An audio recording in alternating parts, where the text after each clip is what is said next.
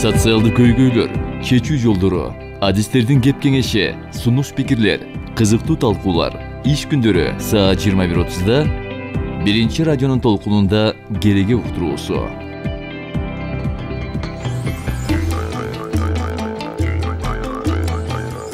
Саламатсыздарбы, кутмандуу күнүңүздөр менен биринчи радионун толкунунда кереге уктуруусу, микрофондо мен Сайра Батыркулова.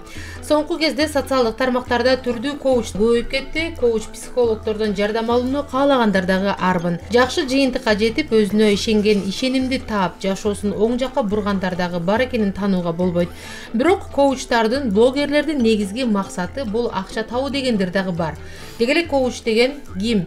Биз интернеттен издеп көрдүк. Адамдарга же кардарына ийгиликке жетүүгө жана жеке максаттарына жетүүгө жардам берген адис деген аныктаманы интернет берди. Учурда бизде коучтардын түрү көп. Алар бизнес коуч, коуч-психолог, лайф коуч жана башка. Коучинг бул өзүн-өзү өнүктүрүү жолуна түшүп, ошону менен өзүнүн компетенциясын өркүндөтүп, профессионалдык же жеке чөйрөдө өнүгүүнү каалаган адамдарга жардам көрсөтүүнүн бир түрү дейт. Кесиптик коучингде колдонулган ыкмалар психологиялык билимге, өзгөчө мотивацияга, окуу ыкмаларына жана көйгөйлөрдү натыйжалуу чечүүгө байланыштуу маселелерге негизделген. Бүгүн биз мына ушул өтө активдешип кеткен коучтар тууралуу сөз кылабыз. Алар кимдер, кандай иш алып барышат, алар чыны менен эле жашоонун ийгилигин ачып бере алышабы? Мына ушул багытта кеп козгойбуз. Уктуруунун коногу бар, катышуучуну тааныштырып өтөлү. Блогер, илим таануучу Токтомамбетов Канай Турдубекович. Саламатсызбы? Саламатсыздар. Канай мырза, студиябызга куш келиптирсиз. Мына биз жогоруда айтып өттүк, ошол коуч деген чынында эле бүгүнкү биздин мезгилде абдан көбөйүп кетти. Алардын түрлөрү дагы бар депчи. Алгач ушу коуч деген ким? Ушуга бир аныктама берсеңиз да, сиздин түшүнүктө коуч ким? Ооба, коуч десек, бүгүн өтө бул суроого жооп берүү татаал болуп калды да. Эми эгер мындай классикалык жолго салсак, тиги коуч деген ошо сиз айткандай эле да, өзүн жакшыртуу жана адамды ошо максатка жеткизүүгө жардам берүүчү адис деп койсо болот, мындай кара сөз менен айтканда. Сиз айтып кеткендей эле бүгүнкү коомдо чынында эле коучерлер абдан көп. Ошентип, эгер биз бүгүн өзүбүздүн предмети, талкуулоо предметибизди мына коуч десек, анда буну илимий ачыктоого аракет кылалы десек, анда албетте биз өтө көптөгөн, өтө чоңдогон бүгүнкү күндүн илимий жагдайындагы турган маселелерди ачыктоого мажбур болобуз. Бул эмне демек? Мисалы, мына азыр эле сиз экөөбүздү алсак, азыр экөөбүздүн ортобузда биз баягы психикалык актынын акторлорубуз. Экөөбүз катышуучубуз, туурабы? Мына сиз баягы интервьюер катары, интервью берүүчү катары, бул деле кандайдыр бир баарлашуу болот, бул деле кандайдыр бир психологический акт болот. Демек, эмне демек? Бунун баары азыркы күндө биздин баягы илимге болгон мамилебизден көз каранды болуп калды да. Бирөөс ишенет, чынында эле менин ички блокторум, ички дүйнөм, мен кандай ойлосом, ушу сырткы жашоо шартым ошондой болот дегенге мисалы көп адамдар ишенет.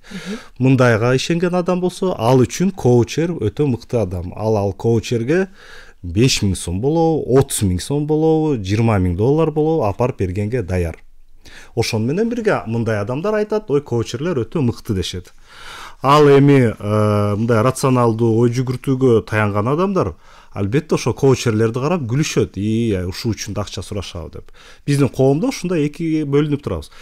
Эми коучер жөнүндө сүйлөсөк, коучинг өзү Америкада пайда болуп атат. Эмне болуп пайда болуп атат? Баягы Американын медицинасы толугу жанакы диагностическая медицина деп андан ары протоколдаштырууга өтүп кеткен да. Ал эмне демек? Мындайча айтканда, ар бир доктур өз иретин тиги пациентке болгон мамилесин толук протокол түрүндө кылыш керек. Эми ошо протоколду татаалдап кеткен психотерапияда. Бул татаалдашуудан бюрократия алып келет, татаалдашуу. Ушул бюрократиядан жакшы психотерапевттер өзүнүн моюнун бошотуш үчүн, качыш үчүн өзүнүн клиенттерин башка ыкмага отургуза башташат. Келгиле биз мындай башка бир жолугушууну кылабыз деп. Ошол ыкма бара-бара коучингге айланып кетти. Ошентип коучинг пайда болуп атат, ошентип өнүгүп атат андан ары. Эми маселе мындай так илим жол менен карап келсек, анда ар бир предметте биз билебиз ал предметтин ички байланыштарын, сырткы байланыштарын, тиги себептерин жана натыйжасын изилдеп чыгыш керекпиз. Бүгүнкү күндө коучинг дегендер кимдер? Алар өз ыкмасы, өз тиги кызматы үчүн акча алышат. Демек бул жерде экономикалык мамиле турат. Ошол эле замат ошо коучинг өзүнүн иш аракети менен адамга зыян да келтирип коюшу мүмкүн. Коучингтерге барып жүрүп, күйөөсүнөн кургалып, же аялынан кургалып калгандар толтура, биз билебиз. Демек бул жерде этикалык маселе да бар коучингте, туурабы? Эми коучингдин өзүн карап келсек, биз билдик, коучинг бул психотерапиядан келип чыкты. Эми психотерапия өзү бүгүнкү күндө деги психология өтө керектүү, өтө мындайча айтканда популярдаштырылып турат. Бул да нормалдуу нерсе. Биз бүгүн көпчүлүгүбүз таң калышы мүмкүн, өзгөчө бизден улуу-муунубуз айтышы мүмкүн. Окуя эч кандай психологиясыз эле, эч кандай коучингсиз эле өмүр бою жашап келатканбыз, бактылуу да болгонбуз, бири-бирибизди табышканбыз, балдарды да чоңойттук жана башка дегендей. Бүгүнкү жаштар үчүн ошол эле коучинг, ошол эле ар кандай психологдор өтө актуалдуу болуп сезилет. Эми ушул актуалдуулуктун себебин эмнеде деп ойлойсуз? Анткени чыны менен эле бүгүнкү күндө коуч, тренерлер арбын. Анан алар эмнеден улам баягы мынчалык активдешип атат? Себеби аларга болгон талап арбын болуп атат. Албетте. Ошондон улам коучтардын түрдүү багыттагы бир ишмердүүлүгүн биз социалдык сеттердин аркылуу көрүп атабыз. Ооба, мен эми баягы илимди таркатуу аракетин кылып аткан соң, баягы илимде менин оюм деп сүйлөөнү өзү эле өтө жаңылыш сөз да. Биз бул сиздин сурооңузга жооп бериш үчүн жөн гана илимге кайрылсак болот. Ошондо биз көрөбүз. Биз мына адамзаттын коомун карап келсек, мына башынан эмне деген замандарды өткөрдү. Эми акыркы 500 жыл мурун жаңы доор башталып атат. Научная революция жана башка тиги буржуазная революция болуп атат. Бул эмне деген? Бул коом абдан өзгөрүп кетет. Мисалы келге биздин эле мисалды алалы, кыргыздарда 500 жыл мурун биз көчмөн элек. Көчмөн иретте жашоо деген эмне? Бул биздин көчмөн ошо элдердин эмгегинин үзүрү бизде мал багуу болгон. Ошол малга коомдук менчик турган. Мындайча айтканда, элдин баары чогуу журтташып жашашкан. Ошол үчүн биздин маданиятыбыз баягы журттун кызыкчылыгы, биздин фольклорубузда, маданиятыбызда өтө жогору туруп келген. Ошол себептен каада, салт, нарк, насил, тиги нарктуу, карыя деген түшүнүктөрүбүз өтө мындай өз орду болуп келген да. Андан кийин заман өтүп атат. Ооба, кийинчерээк анан кечки феодализм болдук, анан ошентип бир заматта эле социализмге өтүп кеттик. Эми бүгүн биз капитализм деген заманда турабыз. Капитализм деген эмне? Бул деген адамдын, коомдун ичиндеги болгон эмгек үзүрлөрү, болгон баалуулуктар бөлүштүрүүсү рынок аркылуу кетет. Бул эмне демек? Бул теңсиздик алып келет албетте. Бул нормалдуу нерсе. Мен азыр жаман, жакшы деген жерим жок. Ушундай акыбалга келгенде ансыз келгенси биз азыр чоң глобалдашууда жашап атабыз. Глейген интернет дегенде жашап атабыз. Бүгүн адамдар ушунун эсебинен кандайдыр бир баары теңсиздикте турат. Бул эмне демек? Бул демек ар бир эле адам бүгүн чоң особняк каалайт, чоң машина каалайт. Укмуш өзүнө жаш балдар болсо, укмуш бир тиги мисс Кыргызстана болсо мен үйлөнөт элем дегенде, кыскасы бүгүнкү күндүн жаштардын, адамдардын каалоосу өтө эле жогору. Себеби буга система өзү үгүттөп келет. Ошол эле рекламаны алыңыз, ошол эле успехтин пропагандасын алыңыз. Бүгүн мисалы 500 жыл мурун ушул эле кыргыз этносын карап келсек, жакшы адам деген ким эле? Жакшы адам деген бул наркы менен жүргөн адам эле. Нарк деген эмне? Нарк ошо элдин өзүнүн тиричилигинен келип чыккан бир баалуулук болчу. Журттун кызыкчылыгын көзгөгөн адам, ошол адам жакшы болуп келмек, ошол жигитибиз жакшы болуп келмек, ошол айымыбыз жакшы болуп келмек.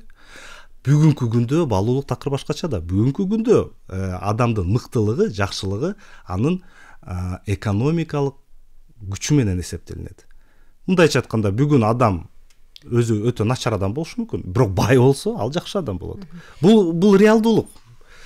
Ушундай реалдуулукта албетте адамдын баары баягы акчага кызыгат. Бул нормалдуу нерсе. Капитализмде акча болгон нарктын чагылдырылышы. Ошол себептен баары акчага кызыгат. Ошол себептен коучерлердин клиенти бүт дүйнө жүзүн болуп кетти. каалаган адамга келип ай мен сага бактылуу жана бай болгонун жолун айтып берем десе ар бир адам ишенип калышы мүмкүн. Мисалы биз ага өзүбүз ишенип барып атабыз, өзүбүз сиз айткандай акчабызды берип атабыз. Мисалы ошол эле коучтардын психологдорго, адискөй психологдорго караганда коучтарга кайрылгандар көп. Адискөй психологдорго караганда коуч психологдорго баргандардын катары калың.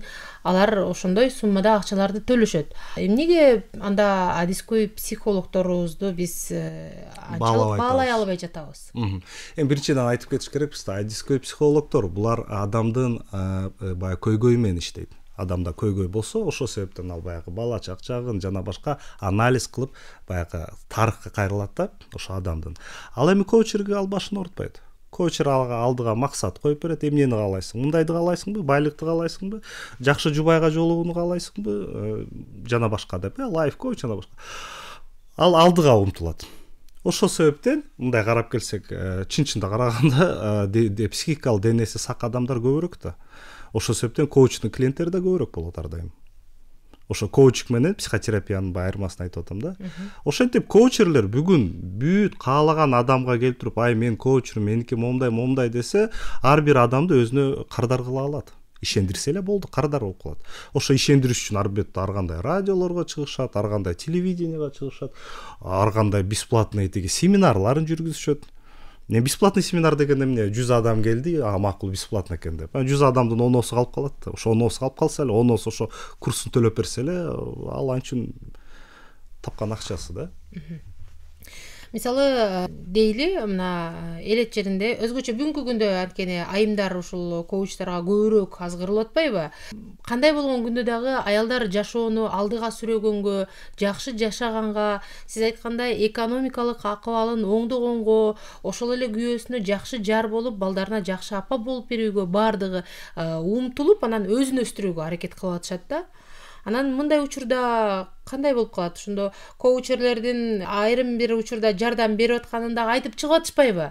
Мага ооба жардам берди, мен өзгөрдүм деп атышпайбы? Туура, рахмат.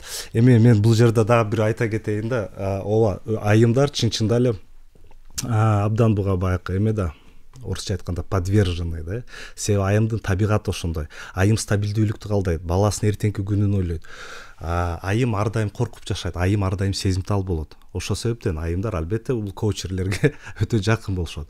Мен элдерди же айымдарды бул сынабайт элем эч бир учурда. Себеби бүгүнкү биздин айымдардын жана деги элдердин коучерлерге болгон мамилеси бул табигат алкагында, бул нормалдуу нерсе.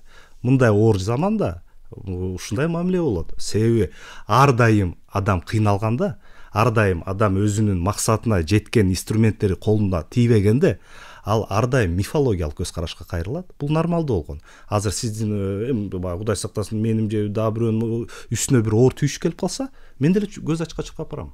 Себеби башка инструмент жок болуп калат колумда, чечери. Ошондой эле ыкма коучерлер менен иштейт. Адам эңсейт, ар бир эле адам бактылуу, анан тиги бай болом, тигиндей болом, мындай болом дешет да. Эми кечиресиз, анын баары өтө ачык айкын да. Ошол эле бизнес, ошол эле экономика турат. Бактылуу болом десеңиз, кечиресиз, социология деген илим турат, психология деген илим турат. Бирок ал илимди изилдеш кыйын. Коучерге барсаң, коучер бир 2 жумада эле сени укмуш адам кылып берем деп атат да. Мындайча айтканда бул волшебная кнопка. Басып койсоң эле жыркап кетесиң деген сөз да. Албетте мындай мифологиялык, мындай бир көз ачык сымал сыйкырларга адамзат жакын болот. Бул нормалдуу нерсе. Ошол себептен мен элдерди сындабастан бир гана ошо коучерлерди сындап кетет элем да. Ошол кайрылып аткандар анда кандай кылып бул агымды токтотуш керек? Мисалы, коучерлерге барбагыла дейбизби? Эми сиздин айтууңуз боюнча ошол эле финансылык жактан болгон тапкан ташыганын алып барып ошо коучтардан окуп үйрөнөлү деп аракет кылып атышат. Бирок бул текке кетип атат деп атасыз да, Анан биз мисалы ушул нерсени кантип жеткиребиз? Барбагыла, ал жака барсаңар деле жашоо ушундай эле боюнча калат. бирок силер акчаңарды коротуп атасыңар деп айтыш керекпи? Рахмат, абдан жакшы суроо. Ооба, мен буга чейин мына коучерлерди жамандап эле келатам. Бирок чын-чынды айтып коюш керек. Коучинг өзү психотерапиянын элементтерине таянган үчүн, психотерапиядан өзү төрөлүп чыгып аткан үчүн, албетте коучингда да бир туура жерлери бар. Деги эле ар бир нерсени илимий жолдо критикалайбыз десек, ошол предметтин ичиндеги акыйкат жерин акыйкатындай көрсөтүш керек. Эгер ошол акыйкат жерин абсолютташтырып салып атышса, анда бул ката болуп калат, коучингдер сыяктуу. Алар эми мисалы баягы өзүңкү ички дүйнөңдү териштирсең, иретке келтирсең, сырткы дүйнөңдү иретке келтирет деп калат. Эми кечирет, бул сөздө бир албетте бир кандайдыр бир чындык бар, бирок абсолютташтырыштын кереги жок. Алар абсолютташтырып салат. Ушундай нерселерине каршы болуш керекпиз да. Эми коучинг чын эле мисалы мындай жакшы коучингдер бар да, чыныгы мындай коучинг десек, биздеги коучингдер ооба 95% баягы инфожулик деп коем. Чыныгы бар да, мисалы туура иштөөнүн, мисалы тайм менеджмент деген бар. Ошол эле money менеджмент деген бар, акчаны кандай туура сарптайбыз. Ошол эле баягы организация интеллектуальная работа деп коет. Анда да кандай ирет менен кылыш керек, кайсы жумушту биринчи, кайсы жумушту кийинчирээк, убакытты кандай туура сарпташ керек, жана башка дегенде. Мисалы мен азыр туруп, ой, мен момундай тиги Арнольд Шварценеггердей болгум келет, жана өзүм момундай же болсо өзүм укмуш баягы өзүм дене түзүлүшүмдү сонун болушун каалайм десем, бир коучер келип туруп, мейли, мына эртең менен моуну жейсиң, анан кийин моуну ичесиң, анан момундай залга барасың, мен сени контролдоп турам, мен сага күнүгө суроо берип турам. Эмне кылдың, эмне кылбадың, жана башка десе, кечиресиз, мен андай коучингге рахматымды айтам. Бул нормалдуу нерсе. Бул өз ишин аткарып атат. Мындайча айтканда, адамга ошо максатка жетүүнүн жол жобосун жана ошого баратканда түрткү болуп берип атат. Мына коучингдин продуктивдүү жери ушул. Эми калган 95% алар кечиресиз жомокчулар да. Эгер момундай өз ишин аткарса, бул оор жумуш болуп калат. Бул кадимки эле жумуш болуп калат. Андай жумуштан акча таба албайт. Акча табыш үчүн жүздөгөн кишини аудитория чогултуп туруп, ар кайсы жомокту айтып бериш керек. Ошондо кызык адамдарга жомок адам төлөгүсү келет. Бул ар дайым болуп келген, мындай табигатыбызда бар, байыркы замандан бери эле бар. Ошол себептен бул нерсе эч качан өлбөйт. Эгер буга бөгөт коебуз десек, юридикалык жактан эч кандай бөгөт кое албайбыз. Себеби эч бир коучерди кармап туруп, сен жалган айттың деп, бизде мисалы ага баягы юридикалык база жок. Деги эле андай юридикалык база дүйнө жүзүндө жок. Себеби дүйнө жүзүндө бүгүн илим постмодерндин тааным теориясына таянат. Ал эми өзүнчө маселе. Постмодерн. Сиздин өзүңүздүн жакындарыңыздын арасында, айланаңызда адамдардын байкап көргөнсүзбү ушул коучтарга барып, өзгөчө психологторго, коуч психологторго барып бир жардам алган жакындарыңыз барбы? Жок, мен мен баягы тааныштарымдан андай эч бир адамы жок. Бирөөсү ал болсо да билбейм, айтпайт болуш керек. Албетте андай барып жардам болгондор болот. Эми ошол жардам кандай, ошол жардам өзү эмне чын эле жардам болду же кандайдыр бир эйфория болду, анын баарын талдап чыгыш керек да. Мисалы ошол эле бизнес тренерлер айтып атат, мына менин курсумду өткөн бала 1000 сомдон баштады, эми 1 000 000 сом таап атат, жана башка деп. Кечиресиз, 100 адам, ага барган 100 адам баары бизнес кылгысы келет. Ошо 100 адамдын бирөөсү бизнес болуп кетет. Эми ал ошо тиги коучерлерге барса эле ошол үчүн байып кетти деген сөз эмес. Же болбосо ошол эле өзүнүн мисалдарын 1-2 жылдан кийин карап келсеңер, ал кайра эле банкрот болуп кетиши мүмкүн. Бунун баары экономикада, рынок деген бар, конъюнктура рынка, глубина рынка деген бар. Ошол эле коучерлерге кечиресиз, мынтип эле суроо берсеңиз, жөнөкөй эле элементардуу экономика, салттуу экономикалык илимин эле суроосун берсеңиз, айтын рынок, игра с нулевой суммой дегенге ишенесизби? Ал эмне десиз билишпейт. Мындайча айтканда, базалык экономикалык илими жок, бирок башкаларды бай болгонду үйрөтөм дегендер да. Азыр эми чыны менен эле ушундай жагдайлар көп да. Мисалы, тез окуганды үйрөтөм, шар окуганды үйрөтөм, же болбосо үйдө мындай башкача бир жагдайда бактылуу кылып койгонду үйрөтөм дегендер көп болуп атпайбы?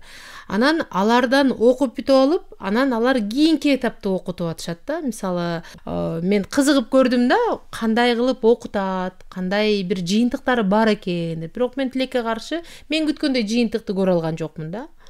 Бирок ошентсе деле кайра кийинки окууга ынтызар болгондор кайра эле келип атпайбы? Ошо жаңы эле айтып кеттик го, сыйкырга ишенгендер эч качан түгөнбөйт. ар дайым адам бир китепти бир күндө окуп койсо болот турбайбы дегенге ишенгиси келип келет. Скорочтение илим алкагында ишке ашкан эмес. Бул бүгүн ачык. Мындай китептин ортосуна карап туруп эле бир бетти мондай бир карап окуп койгон технологиялар алар ишке ашкан эмес. Ал мүмкүн эмес. Китепти окуу бул өтө татаал процесс. Ар бир сөздү адам окуйт, ошону менен түшүнүк аппараты калыптанат. Бул баягы чыгармачыл процесс. Бул ошо сиздин эмеңиз жөнүндө айтсак. Эгер бири-бирин окутуп жана башка дегенде ар бирин өзүнчө карап келиш керек. Алардын көбүндө баягы эле финансовый пирамиданын эле элементтери сакталып келет. Мен бир 5 жөн үйрөтөм. Анан 5 жөн дагы бир 5 жөн тап аларды үйрөтөт. Эми анан орто жолдон бир кандайдыр бир баары тыйын көрө беришет да. Окуп өзү бир кайсыл бир курста окугандан кийин өзүнүн жөндөмүн байкап көрүп мен деле окута алат экем деп андан аркысына ал өзү улантып кетип атат да. Анан ага деле анын деңгээлиндегилер келип окуп атат. Ооба. Анан мен ошондо суроо берип көргөм да, эмнеге баягы толук илим алып, толук билим албай эле анан чала сабат болуп кайра кийинки балдарды окута берет деген бир коучка суроо берсем, ал мындай деп айтып атат да. Демек, ошол баштапкы окутуп аткан жерге баргандар ошончолук эле билим менен келишет. Алар аерден үйрөнүп алып, андан өйдөлөп келишет. Андан дагы жакшыраак билип алгандан кийин өйдөлөп, анан психологияны тереңдеп өздөрү окуп башташат деп айтып атат да. Бул баягы эме да, коммерциализация знания деп койсок болот да. Знание болсо да жакшы эмеспи? Эгер чын эле бул фундаменталдуу илим болсо, анда чын эле жакшы болбойт беле. Бирок иш жүзүндө бул эч кандай билим эмес. Фундаменталдуу мындай психологияны алып келсек, психология адамзаттын жаралышынан баштап изилдей баштайт. Эмне үчүн мындай, эмне үчүн тотемизм болгон, анимизм, шаманизм, буларда психологиянын өлчөмү канчалык эле, анан кийин мифологиялык көз караш башталды, жана башка деп. Мындайча айтканда, бул буга толтура акча бериштин кереги жок. Бул ар бир эле библиотекага барсаңар толгон токой китеп бар. Эгер чын эле ушундай илим алам деген киши болсо, ошол эле тааным теориясынан. Бирок биякта эмне болот? Булар бир илимди буга чейин айтып кеттим го. Буяктагы айтылып аткан сөздөр эч илимий критерийге дал келбейт. Себеби илимий критерий жок алардын өзүндө. Ошол эле айтып аткан визуализациясы, ички дүйнөңүздүн баягы өзгөртсөс, анын баары сырткы дүйнөгө өтүп кетет дегендин баарынын илимий тастыктоосу жок. Бунун баары жомок. Бул постмодерндин философиясы. Ошол эле Бодрияр симулякрлары менен бунун баары гипотеза, ал тастыктоодон өткөн эмес. Ошол эле тиги плюрализм, квантовый релятивизм. Азыр айтып атышпайбы, визуална квантовый психологдор тастыктады го. Электронду кое берсе, киши караган жеринен электрон өттү. Демек, биз өзүбүздүн наблюдениябыз менен электрондун тиги волновой функциясын өлтүрүп, ага корпускулярность берип, ошону менен бирге биз демек өзүбүздүн көңүлүбүз менен материализация кыла алат экенбиз. Мына буну квантовый физика далилдеди деп атышат. Кечиресиз, ал квантовый физика экспериментти кандай өткөздү? Ал эксперимент с двумя щелями эмгиче толкулуу иретинде келатат. Bundan жөнөкөй тыянак чыгарып коюп өзүнө каалаганындай. Бул жөн эле эме спекуляция. Иш жүзүндө эч кандай андай нерсе жок. Бунун баары сатылат, бунун баары акча алып келет. Ошол үчүн ушундай бир концепция иштеп чыгат да, болду, бири-бирин окутуп жүрө беришет. Бул окуу эч качан бүтпөйт. Мына байкасаңыз, Россиянын мыктылары убагында Америкадан мунун баарын окуп келген. Американын эли чарчап бүткөн bundan. Американын кинолорун эле көрсөз, комедийный кинолорунда ошол эле жанакы Симпсон деген мультигинде деле көрүнүп турат бунун баары. Алар өзүлөрү мазактайт бул коучерлерди. Аякта ал иш бүткөн, Россияга келет. Эми Россиядан бизге келип атат. Мындайча айтканда, биздикилер Россияга барып окуп келет, россиялыктар Америкага барып окуп келет. Болду, ушинтип эле баягы иерархия боюнча акырын өтө берет да. Коучтар дагы ошол психология илимин окуп, өздөрүн бир өстүрүп, жакшы нерсени үйрөнүп, анан жакшы нерсени таратабыз деп далалатып атышпайбы? Мына сиз деле айтып өттүңүз, мына Россиядан окуп келишет, же болбосо дагы башка депчи. Анан сөзүңүздүн башында да айттыңыз, бул коучерлер психология илиминен өсүп чыккан үчүн бул нерсенин да үлүшү бар. Депчи. Анан кандай үлүшү бар ошондо? Кайсы жерден коуч, кайсы жерден психология башталат? Бул эң татаал маселе да. Кимибиз инфажули, кимибиз чын эле коуч аныктап коюш чынында эле татаал. Буну аныкташ үчүн бир аз илим керек. Мына буга чейин айтып кеткендей эле коуч, мына мен жанакы дене түзүлүшүндө оңдойм десе, мага бүт расписаниясын жазып берип, баягы фитнес тренердей болуп, тигинсиң, мындай суу ичесиң, мындай компот ичесиң, анан кечинде тренажерго баласың, бардыңбы, барган жоксуңбу деп менден кечки отчет сурап, ушинтип турса бул коуч, бул чын эле баягы тиги улуу агамдай болуп мисалы мени түртүп атат, кандайдыр бир максатка мени жеткизип атат. Ал эми келип туруп, билесизби, чынында эле бул алам жанагы бул бүт эменин постмодерндин философиясы, бүт байлыктын баары ушул ааламда бар, бүт акылдын баары биздин өзүбүздө бар. Бир гана биз ошону ойготуш керекпиз. Ошону ойготсок, анан биз баарыбыз түшүнүп эле укмуш бай болуп кетебиз. Жана башка энергия деп сүйлөп, бунун баары ошол постмодерндин психологиясында да.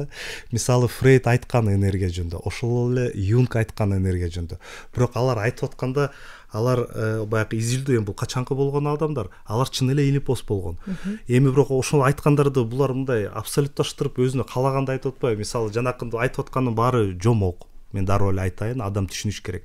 Чыныгы коучер эч качан тетиңтип реклама кылып кечке башын оорутпайт. Ал андай өзүнүн тоолгон 100 клиентти өзү көтөрө албайт чыныгы коуч. Себеби чыныгы коуч бул жумуш.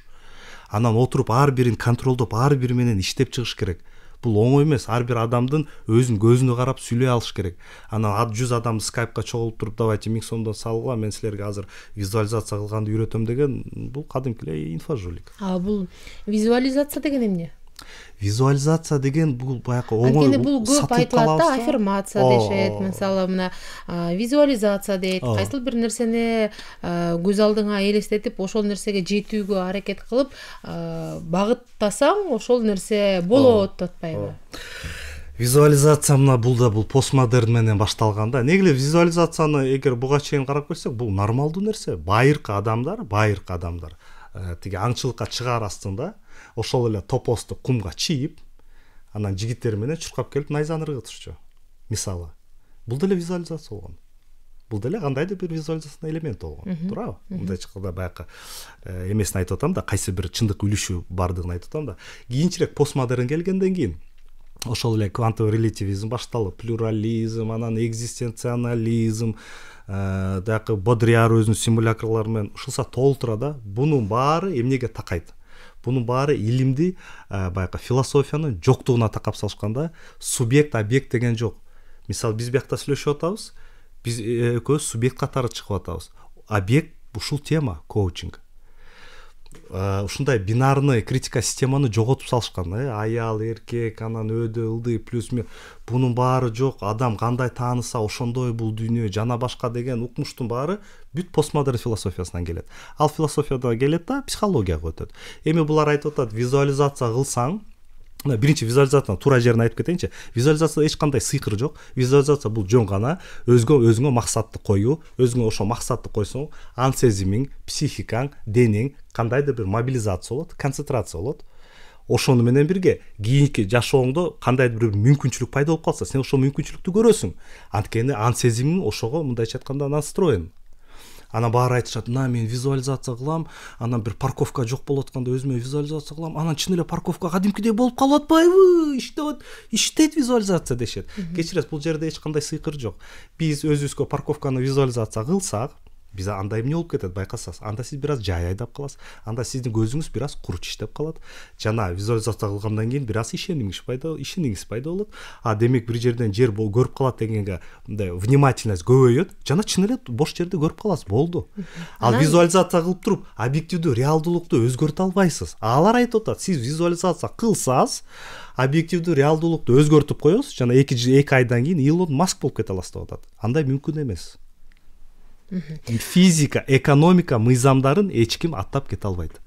Азыр мына интернет блогторунан дагы карап көрдүк. Биз коуч деген ким деген жагдайда азыр биз угуп көрөлү, коуч эмне деп айтат экен өзү жөнүндө. Албетте. Кымбаттуу менин уникалдуу катталуучуларым жана силердин коучуңар Зузу Качиева, уникалдуу коуч. Кош келдиңиз менин каналыма. Көпчүлүк коуч деген ким деген суроо беришет экен. Себеби мен туура түшүнөм. Бул коучинг Советтер Союзундагы өлкөлөргө эми келип, эми түшүнүктүү болуп, эми айырмасын көрүп башташты. Коуч десең психологсуңбу дешет. Жок, психолог эмесмин. Дароо эле жооп берейин бул суроого. Коуч деген ким? Ошол тууралуу сиздерге маалымат берип, жана мен бул профессия боюнча кандайча сизге жардамчы боло алам, жана сиз кандайча мага келсеңиз болот, биргеликте кызматташабыз. Мисалы, таксист сизден адрес сурайды. Азыр точка Ада турабыз, точка Бга жетиш үчүн адрести бериңиз дейт. Балким сиз тойго чакырылдыңыз, бирок ресторандын кантип барышты билбейсиз, жолун, адреси сизде бар. Бирок таксичи сизден адрести алып, точка Бны, анан сизди ушул точкадан ошол адреске жеткизип коет. Ошо сыңары сиздин жашооңузда дагы көп каалоолор бар, максаттар бар, бирок ошол максаттарга кантип жетсе болот экен билбей жаткан болсоңуз, коуч адиси ошол боюнча сизге жардамчы болуп бере алат. Сизде азыркы абалыңыз точка А жана точка Б сиздин максатыңыз, ошол жакка жеткизүү үчүн коучтар жардам бере алат. Коучинг деген бул башкача айтканда менталдык ден соолугуңуз боюнча же эмоциялык ден соолугуңуз боюнча кам көрүү. Мисалы айтып атат да, мен сиз койгон максатка өзүңүз дарегин билбей жатасыз, бирок мен сизди коштоп жеткизип коем максатыңызга деп атат. Мындай бунун баары өтө элементардуу да. Эгер жөн гана мындай нормалдуу акыл эске салсак, бунун баары өтө жөнөкөй, ачык айкын болуп калат. Мына айтып атат таксистке эле таксисттин мисалында айтабыз. Таксист мына жерди айтып атат, эми ошо таксист жеткизиш үчүн такси жолду билет. Кайсы жерде пробка бар, кайсы жерде односторонний дорога жана башка дегендей. Коуч билеби? Мен мисалы бай болгум келип атат. Коуч ошол жолун билеби? Коуч эмне экономиканы билет бекен? Бүгүнкү глобалдаштырылган цифровизация болуп жаткан экономиканын оор татаал акыбалын билет бекен? ФРС кайсы проценттик ставка менен долларды коюп атат, ошону билет бекен? Биздин банктар кандай проценттик ставка менен кредит берет жана биздин ички болуп аткан бизнестин орто рентабелдүүлүгүн билет бекен? Кечиресиз, анда эч кандай маалыматы жок да, кантип билиши мүмкүн? Таксист билет, такси жолду билет. Бул эчтеке билбейт да, кечиресиз. Жакшы жубай тапканды үйрөтүп коем дейт. Өзү кандай ал маселеде барбы ошондой? Өзү жакшы жубай таптыр, өзү эмне болуптур, үйлөсү бар бекен? Кечиресиз. Же болбосо тиги жакшы жубай дейт, бул деген кечиресиз, кайып нерсе. Буну адамзат өмүр бою башына ортуп келатат. Кандай бактылуулук деген эмне, өзүнүн өмүрдөшүнө жолугуу деген эмне? Бул жөндө глеген фольклор айтып келатат. Глеген тиги эме жанакы жазуучулар Пушкин жана башка дегендер сүйүүнү кандай махаббат деп, махаббат сезимин Омар Хайям дегендер эмне деп көкөлөп келатат. Анан бул ошонун баарын, ошо сыйкыр нерсени, ошо кайып нерсени монтиптир эле кылып болот бекен. Ал эмне билет бекен? Социология деген эмне билет бекен? Гормональ фон деген эмне билет бекен? Адамдардын гормональ фону өзгөрүп турат. Ушунун баарын билет бекен? Ушунун баарын түшүнөт бекен? Жок да. Бунун баары жөн гана жанакы эле мен айтып кеткен постмодерндин философиянын эмесине эле таянат. Эмнесине таянат? Ошол эле жомогуна таянат. Ички дүйнөңүздү иретке келтирсеңиз, сырткы дүйнө болуп калат дейт. Бул идеализм. Андай болушу мүмкүн эмес. Канай мырза, эми өзүңүздүн дагы баягы сиз да блогерсиз, анан кийин өзүңүздүн ишиңизге дагы кайрылгым келип атат да. Сиз өзүңүздүн блогуңузда эмнелерди айтып бересиз? Мисалы, илимди таратуучумун деп айтып атасыз, анан кандай илимди таратасыз, эмнелерди айтып бересиз? Илим, биз түшүнүш керекпиз да, бүгүнкү күндө бизде илим өлгөн. Мындайча айтканда, илимди өлтүргөнбүз. Себеби бул нормалдуу нерсе. Союз кулагандан кийин биз толугу өндүрүшүбүздү талкаладык. Толугу айылдык өнөр жайыбызды талкаладык, туурабы? Буну баары эмне үчүн талкаланыш керек эле? Себеби эми бул башка маселеге карап калат, бирок кыскасы өндүрүш өлгөндөн кийин, айыл чарба өлгөндөн кийин анын аркасынан илим өлөт. Бул нормалдуу нерсе. Азыр ким зоотехник, ирригационный системаны окуган балдар эч кимге кереги жок. Азыр контейнерде отурган бала баалуу. Кечиресиз, биз деген агрардык мамлекетпиз да. Биз үчүн жанакы почвоведение, зоотехник, тиги орастительный системы деген инженерлер бизге өтө баалуу. Ошолор престиждүү болуш керек болчу. Ошол эле аграрный университетибиз биз үчүн эң престиждүү болуш керек болчу. Иш жүзүндө агрардыкка эч ким баргысы келбейт. Баары эле юрист, экономист жана башка, туурабы? Бул эмне демек? Өндүрүш өлдү, өндүрүштүн аркасынан илим өлөт. Себеби илимге тастыктоо керек. Мен азыр моюкка туруп илимий жагдайларды айтып берсем, буга тастыктоо жок да. Эч ким ишенбейт. Качан илимге тастыктоо болот, качан глейген өндүрүш иштеп турганда, ошондо ошо өндүрүштүн чоңу чыгып туруп, ай мындай кылыш керекпиз, илим боюнча момундай, антпесек монча 1000 адамыбыз жумушсуз калат, тигинче чабанды малы кырылып калат десе, анда эл журт түшүнөт, аппе окуй, илим деген илим, ай тиги зоотехник айтып атат, буга укол жасаш керек, антпесе тиги малыбыз тияктан түшпөй калат деп. Мындайча айтканда, адамзат кантип тааныйт? Адамзаттын эң чоң таануусу бул турмуштук таануу. Мындайча айтканда, биз дене баягы жашоо менен тааныйбыз да. Жашообузда маанилүү нерсе болсо, анда биз тааныйбыз. Бүгүнкү күндө илим жашообузда эч кандай маани ойнобойт. Бүгүн жалаң движение, мындайча айтканда, бир контейнерден экинчи контейнерге ташып сатып койдуң, болду. Анан баарын эңсегени тиги бир Вайлберттан дагы бирдемкеден стартап ачып байып кетем деген. Андай нерселер болуп атат да. Себеби биз чын эле либералдык коомбуз, чын эле биз баягы ВТОдо турабыз, рыногубуз баягы эшигибиз ачык да бүт дүйнө жүзүнгө. Ар кайсы товарлар бизге келип атат, жана башка. Ана ошентип адамдардын баягы ойлонуу системасы бузулган. Бүгүн баары ойлойт, илимсиз эле монтип эле движение кылып бай берсе болот турбайбы дейт. Ошол себептен ушундай акыбалда турабыз. Бүгүн илимге эч кимдин кызыгы жок. Кечиресиз, ошол эле блогерди алыңыз, ошол эле бир илимпозду алыңыз. Илимпоздун сүйлөгөнүн караңыз, блогердин сүйлөгөнүн караңыз. Илимпоз сүйлөсө, ал ойлобойт, ал клиент эмес да, тиги студия сүйлөп атканда клиенттер жөнүндө ойлобойт, ал илимди таркатуу жөнүндө ойлоп атат. Ошентип бир аз орой айтып калышы мүмкүн. Ал эми азыркы эле уккан блогерлерди калаңыз. Менин кымбаттууларым, менин уникалдууларым, ой тототу. Эми ошентип бай өзүн сатышат да, ошентип эптеп элди кучагына алыш керек, элди көңүлүн алыш керек.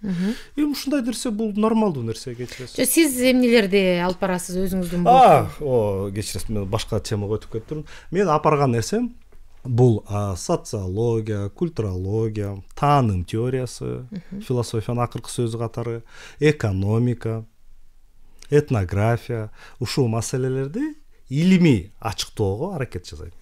Канча катталуучуңуз бар? Менин катталуучум бир 500.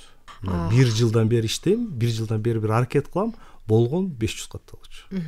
Анан алардын санын көбөйтүү үчүн бир аракеттерди көрөсүзбү, же сиз үчүн сиз туура деп эсептеген маалыматтарды эл укса дагы, укпаса дагы, YouTube каналыңыздан көрсө дагы, көрбөсө дагы, сиз бирок ошол нерселерди жүктөп, келечек үчүн иш кылып атам деген бир нерселерге таянасызбы?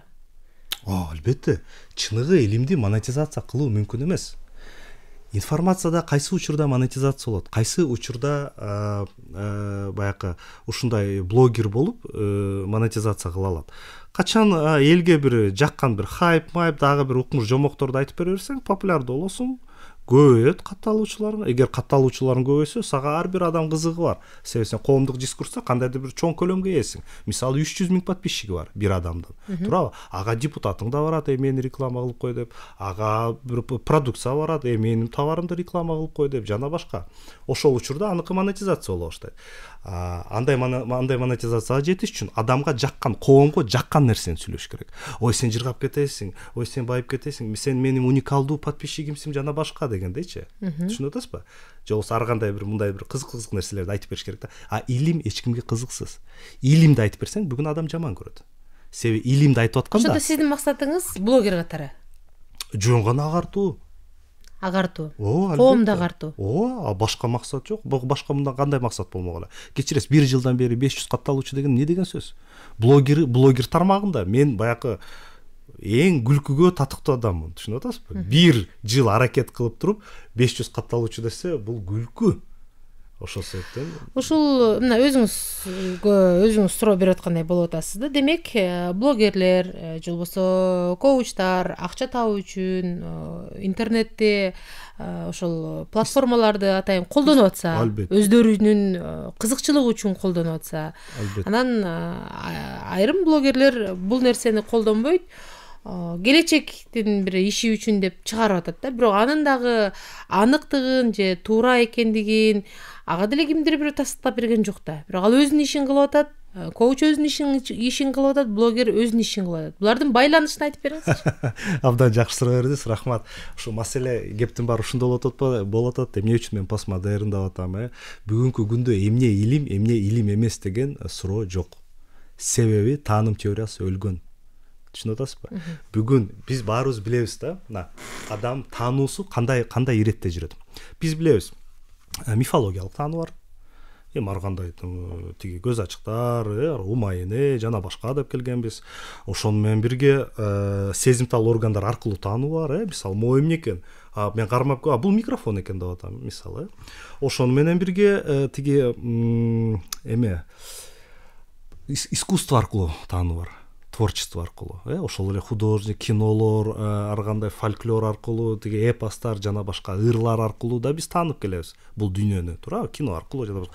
Эми ушул таануунун эң негизгиси анан илимий таануу бар. Илимий ой жүгүртүү аркылуу таануу бар. Бул эң оору. Эми ой жүгүртүү аркылуу таанысак, мен азыр могу жерден отуруп туруп Бразилия барбы же жокпу мен билбейм да. Же болбосо мен могу жерден отуруп туруп дүйнө, биздин планетабыз томолокпу же жалпакпы? Мүмкүн жалпак 3 киттин үстүндө турат. Тура, мен көргөн эмесмин да. Мен самолетко отуруп тиги Гагариндей болуп планетаны томолок экенин көргөн эмесмин да. Тура. Мен кантип ишенем же томолок экенин? Илимге таянам. Тура, мындайча айтканда, акыл ой жүгүртүү аркылуу таануу. Эми ошо ой жүгүртүү аркылуу таанууга келгенде бизге толгон токой мистика аралашып кетет да. Эми ушул жерден эмнеси мистика, эмнеси чын эле илимий усулдун, таануунун илимий усулуна дал келет, илимий акыйкаттын критерийлеринен дал келет деген суроо бул таануу теориясынын суроолору. Бул таануу теориясы бүгүн бизде окутулбайт, бүгүн бизде жок. Ошол себептен бизде 90-жылы байып кеткен бир адамыбыз чыгып алып, андайлар толтура интернетте, СНГ боюнча.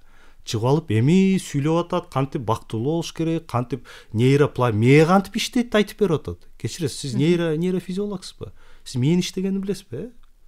Жок, билбейт, жөн эле сүйлөп атат. Мээ момдайды, анан момдай программа кылабыз, анан мен жаштарга айтып атам, бактылуу болосуңбу, момдай кылыш керек, момдай жубай кылыш керек, баланы момдай тарбиялаш керек деп атат. Кечиресиз, сиз педагогсузбу? Жок да, мындайча айтканда, бүгүн компетенттүүлүк жок, бүгүн илим жок. Бүгүн адамдын эң чоң критерийи байлык. Эгер адам бай болсо, аны баякы биздин сөзүбүздө да кимде байдын баласы сүйлөсүн деген бир сөз бар. Оозу кыйшык болсо да байдын баласы сүйлөсүн дейт, туура. Бүгүн да дал ушул да. Кечиресиз, бүгүн адам бай болсо, ал бүт сизге айтып берет. Космос, анан визуализация, анан нейропластичность мозга, как программировать мозг, анан как быть успешным, жана башка бүт эле айтып бере берет. А болгон иши ал экономикалык жактан гана бир компетенттүүлүккө жеткен, экономикалык жактан бир жетишүүсү бар, бирок руханий баалуулугу, социалдык тиги эмесе, социалдык билими барбы, жокпу? Бул бар чоң маселе да. Бирок ошентсе да эч ким тиги эмени укпайт, илимпоздорду укпайт, баары ошондой билермандарды угат. Себеби бүгүн заман ушундай. Бүгүн заман ушундай деп атабыз. Анан замандын талаптарына ылайыктагы кесиптер жаралып атат, замандын талабына ылайыктуу китептер да чыгып атат. Мисалы, ошол коучтарды албаганда дагы шыктандыруучу китепти окууну каалагандардын санаарбын. Ооба, мотивация берген китептерди көбүрөөк сатып алышат. Ошол жерден өздөрүнө мотивация издешет. Анан мындай учурда коомдун дагы же болбосо ошол талап кылгандардын дагы талабы аткарылышы керек беле? Коучтар ошолордун эле талабын аткарып атабы деп атам да. Кимдердин талабын дагы бир жолу? Коучтар ошол шыктандырууну каалап аткандардын талабын аткарып атабы? Мотивация берген китептерди окуп аткандар анан барып коучтарга барып атат. Мисалы, анан Түшүндүм. Мындай да, мотивация бунун баары ошо бүгүнкү замандын тааным теориясы да. Бүгүнкү заманда таадесел окуй бир мондай бир сакалчан чачы тармал бир адам бир дөөдүрөптүр, анан 200 жылдан кийин башка бир аны менен айтышыптыр, болду. Философия деген бүгүн ушундай. Бирдемке деди, эмне деген өзү түшүнбөдү. Философияга бүгүн мамиле ушундай. Иш жүзүндө философияны карап келсек, бул ойлонуу маданиятынын ирети. Адамзаттын ойлонуу маданияты кандай, кайсы илимпоздор аркылуу өнүккөн иретин көрсөтүп берчү илим философия. Эми жанакы мотивация деген бунун баары жакшы сатылат. Себеби баягы айтып атам го, бул баягы эме сыяктуу эле да. Мына адамдар кыйналып турганда ар дайым бирөөлөр пайда болот. Мен сенин кыйналып турган акыбалыңа жардам бере алам, чечип бере алам деген бирөө пайда болот. Мындай бубенчикти эметип, келип мына жака тыйын салып кой, төлгө салып беришет го. мояка тыйын салып кой, анан мен сага чечип берем проблемаңды депчи. Ошол сыяктуу эле да, бул деле ошол сыяктуу эле мотивациянын толгон токой китептери бар, анын 90% жалган. Ал китепти окуса болот, кандайдыр бир жалган бирдемкелерге ишенип алса болот, 2 ай 1 ай деп мындай жүрсө болот, эйфория болуп, анан кийин аны ошол 2 ай 1 ай деле эйфория деп атасыз, ошол 2 ай 1 айда топтоп алган күчү менен, ошол топтоп алган бир жакшы бир маанайы менен ал андан ары жашоосун жакшы жакка буруп кетиши ыктымал эмеспи? Жок, толук ыктымал эмес. Андан ары жашоосун жакшы буруп кетиш үчүн ал жөн гана эйфория, ал жөн гана сезим. Бул жашоодо өз максатка жетиш үчүн биз материалдык жашоодо жашап атабыз, туурабы? Мына мен могу жерден азыр туруп визуализация деп туруп могу стенкада башым менен сүзүп кете албайм да. Физиканын мыйзамдары бар, химиянын мыйзамдары бар, экономиканын мыйзамдары бар, социологиянын мыйзамдары бар, туурабы? Психологиянын да мыйзамдары бар. Демек, ошол мыйзамдарды билиш керек, ошондо өз максатына жеткенде себептерин жана ошо себептерин бүт иреттеп чыгыш керек. Ал илимде жатат. Илим деген эмне? Илим бул биздин объективдүү реалдуулукту курчап турган, биздин реалдуулуктагы болуп аткан механизмдердин биздин ан сезимде туура чагылдырылышы. Эми демек, эгерде ошол илимге тиш өтпөсөчү? Адам машина айдап атса, светофорду кызылга өтпөй жашылга өтүп атса, микроволновкага шаурманы ысытып жеп атса, демек тиш өтөт. Ошол каалоочулар барып аткандар ал жака эмес, сиз айткандай илимди барып өзү казып, китепти кайсы китепте эмне бар, кайсыл илимди окуш керек, психосоматика деген эмне мисалычы, ошонун баарын казып окуп отурбай, буларга жеңил берилип атпайбы? Жок, мындай кылсаң болот, сенде тандоо бар, же болбосо мына бактылуу үй бүлөнүн багыттарын, жолдорун айтып берип атышпайбы? Мындай кылса болот, же болбосо жолдошуңа жакшы мамиле жасаш керек. Эми ошол айтылып аткан сөздөрдүн деле өзөгү менимче өзүбүздүн эле салттык эле тарбиядан алынган нерселер да. Алар ошого таянат. Алар өзүнүн программа курстарын сатыш үчүн албетте бир аз динден, анча-мынча уксаңар, мындай динден кошуп коюшат. Себеби бизде азыр эми биз мусулман калкпыз да. Ошон үчүн өзүнүн клиенттерин өзүнө ишендириш үчүн бир диний сөздөрдү кошуп коюшат. Биз кыргызбыз, туурабы? Ошол себептен өзүнүн фольклорубуздан бирдемкелерди алып кошуп коюшат. Бул баягы алардын маркетинг ходу да. Иш жүзүндө карап келсек, алардын көптөгөн нерселери биздин мисалы менталитетибизге дал келбейт. Ошол эле айымдар тууралуу жана башка. Ада угуучуларга эмне десе, мен бир гана сөз айтат элем, илимди тааныш керек. Бүгүнкү болуп аткан заман, бүгүнкү бул болуп аткан баягы фетишизм, акчаны бүгүн фетиш кылып алганбыз. Мындайча айтканда акча бүгүн кудай. Бүгүн тилибиз менен тиги кудай, бул кудай деп сүйлөй беришет. Иш жүзүндө акча келгенде, акча эмнени кыл десе, ошону кылат. Бүгүн заман ушундай. Кечиресиз, буга тастыктоо абдан көп. Демек, ушундай акча фетиш болуп турганда, биз адам жөн гана түшүнүш керек, анын бактылуулугу эмнеде? Сөзсүз эле байбалуулда эмес да. Толгон токой адамдар тээ новостройкада кичинекей балдарга мугалим болуп иштеп жүрөт, болбогон зарплатага. Өзү 25-30 жашта күчүнө тоюп турган бала болуп деле. Ал деле бай бактылуу жашагысы келет, укмуш сонун болуп. Бирок ал жашап атат, ал 9-10 жаштагы Нурландын, "Ай Нурлан, тема түшүндүңбү?" десе, Нурландын көзү бакырайып, "О, агай, мен түшүндүм" десе, ошого сүйүнүп, ошого өзүнүн бактылуулугун сезип жашап келатат. Ар бир адам өзүнүн ордун издесе табат. Сөзсүз эле акчада эмес. Эгер биздин фольклорубузга кайрылсак, кечиресиз, журттун кызыкчылыгын аткарган адам бактылуу болгон. Биздин кыргыздын ошол эле Манаска кайрылыңыз, ошол эле эпостарга кайрылыңыз. Пожалуйста. Эми ушул нерселерди биз кантип коомчулукка жеткиребиз?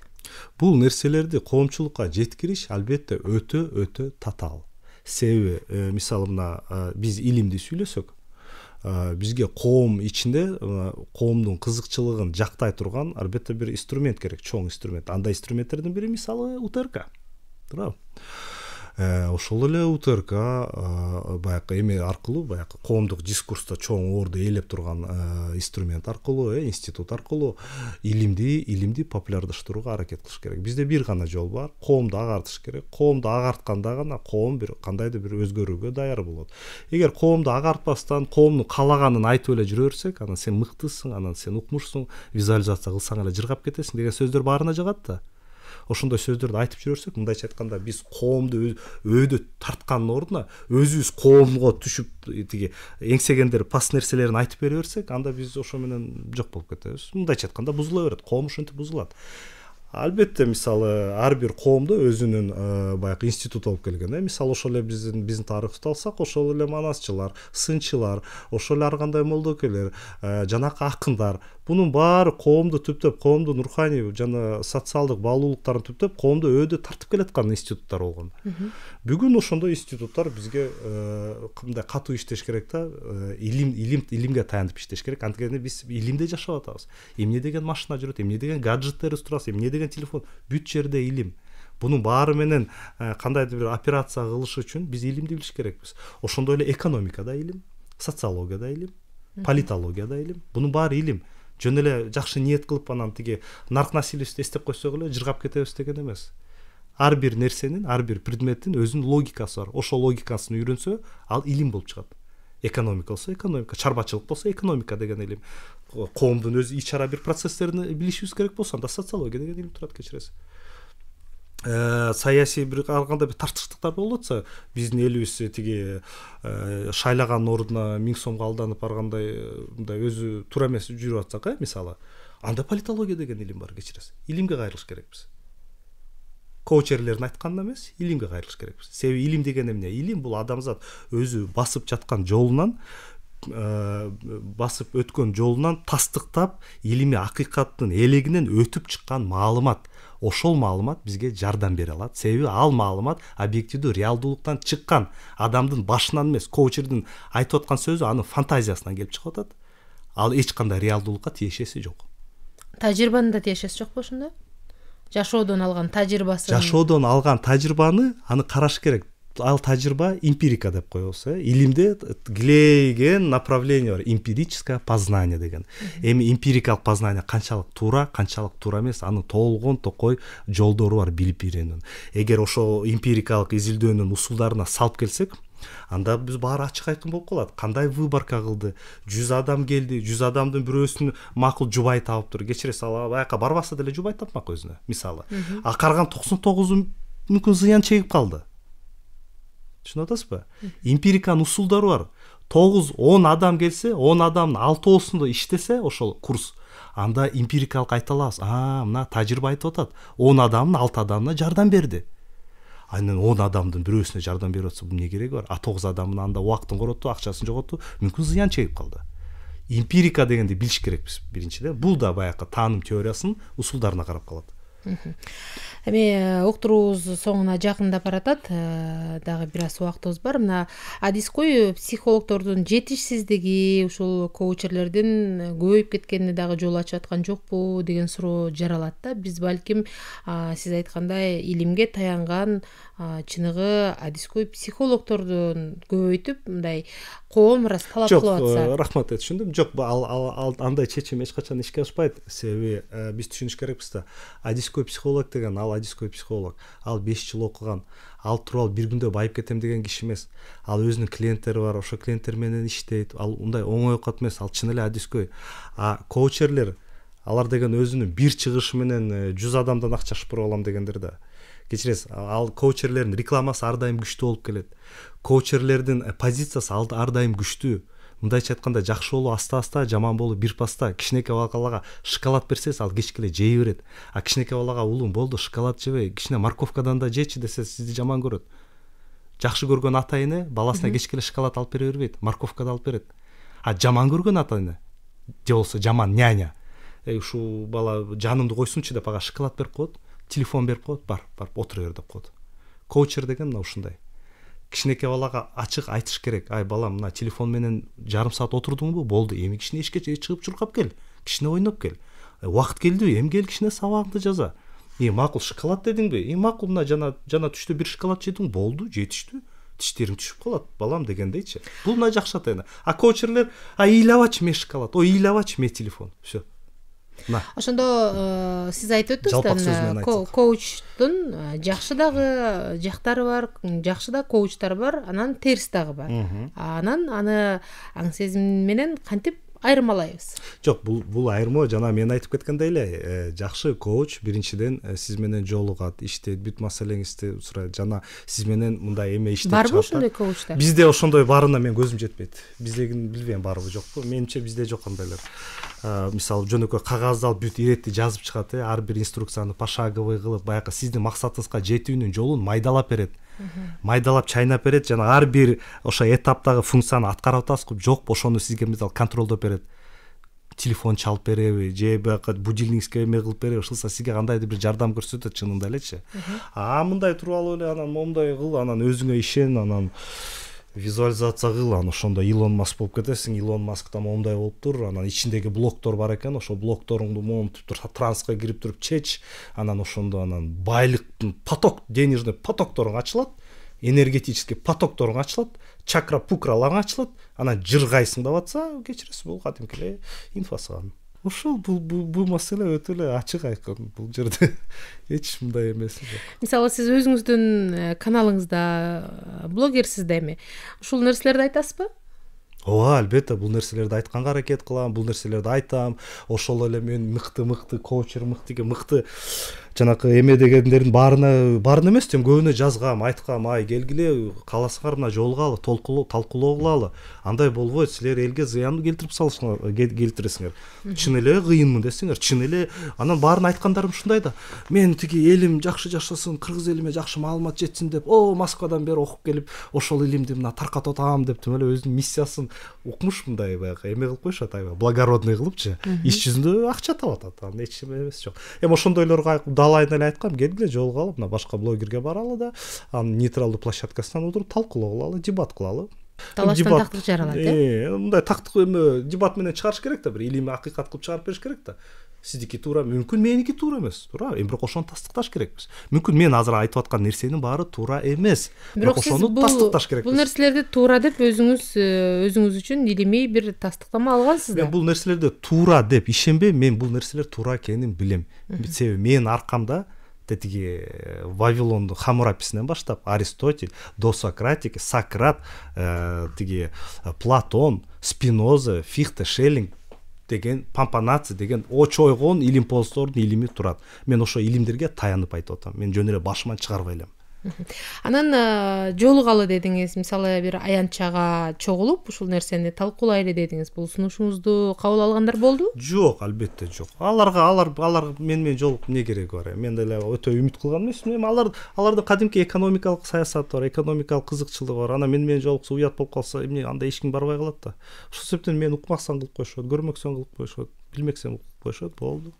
Ошол коучмун же болбосо мына ушундай ишти жасап атам, мен бактылуу кылам дегендерге дагы мындай жеке байланышып айтып көргөнсүзбү? Мындай баары көбүнө жазгам. Мындай болбойт деп бир илимий көбүнө жазгам. Эч жооп жок, эчтеке жок. Анан аягы сиз негатив экенсиз деп коет, болду ошо менен. Сиздин блокторуңуз бар экен, сиз маалыматты түшүнө албай атасыз деп коет, болду.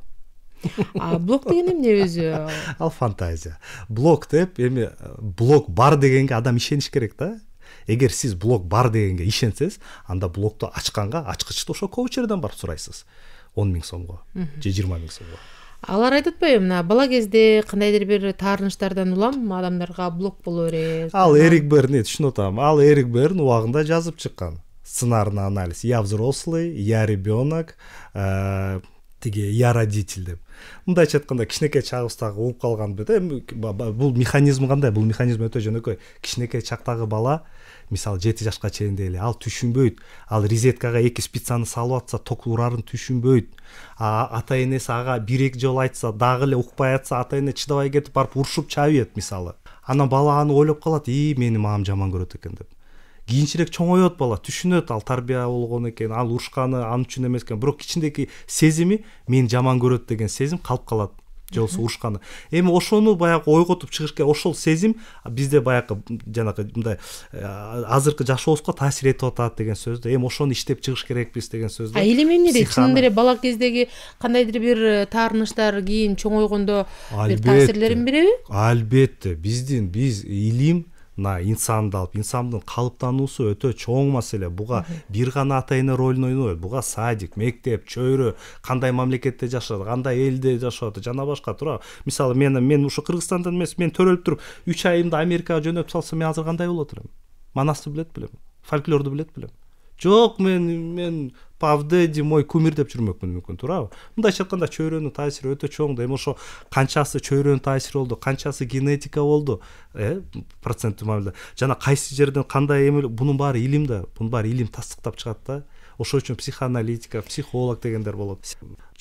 Баары өтө чын-чынында эле жөнөкөй. Ар бир коучерди силер укканда, ошо коучер жомок айтып атканын силер сезесиңер. Бирок жашоо кыйынчылыгы ошол жомокко сизди ишендиргиси келет. Жашоо кыйындыгынан ошо жомокко ишенгиңиз келет. Ошол себептен барасыңар. Мейли эми 5000, мейли эми кандай болсо да мүмкүн ошол жерден бир жеңилдөө табамбы деп. Бул баягы көз ачыкка баргандай эле да.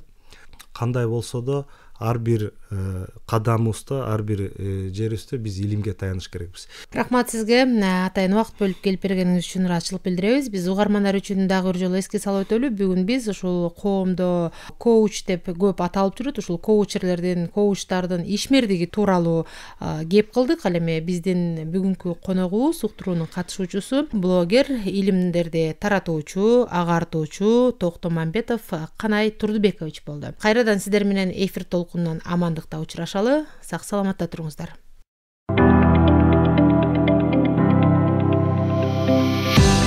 Социалдык көйгөйлөр, чечүү жолдору, адистердин кеп кеңеши, сунуш пикирлер, кызыктуу талкуулар. Иш күндөрү саат 21:30 биринчи радионун толкунунда Кереге уктуруусу.